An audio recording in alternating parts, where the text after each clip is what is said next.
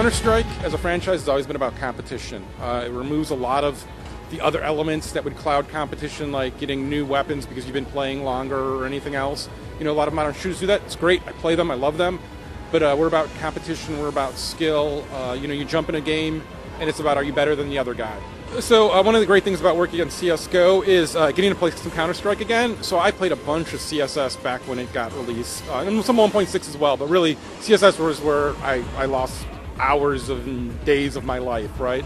And you still get those same great moments in CSGO where it's you're the last guy alive, you're the CT, the terrorists are planting the bomb, there's 3 of them left. You rush in, kill all 3, and then you defuse the bomb with seconds remaining. And it's just really high. We liken it to golf, where you can have a lousy round at golf, but you'll remember that really great shot you made, and that'll stay with you, and you'll have this, like, oh man, I did great today in golf. Same thing with Counter-Strike.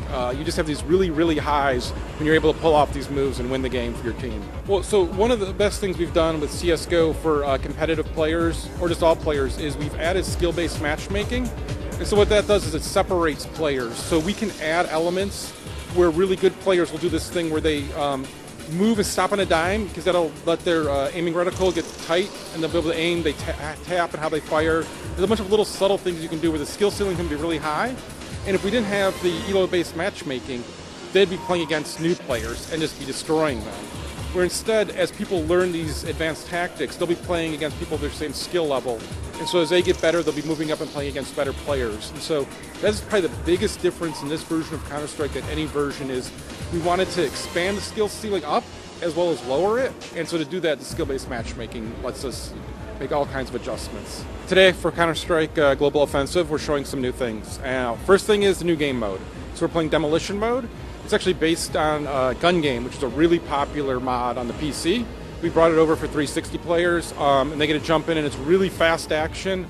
Demolition mode really strips away even some stuff out of Counter-Strike. There's no weapon buying. You're given a weapon at the start of the round.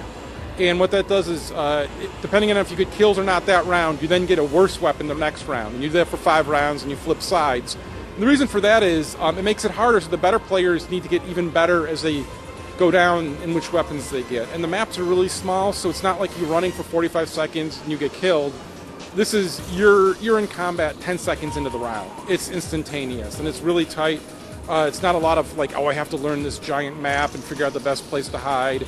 It's quick map knowledge. As you see the whole map at the start of the round, you go in, you play, and it's how good you are.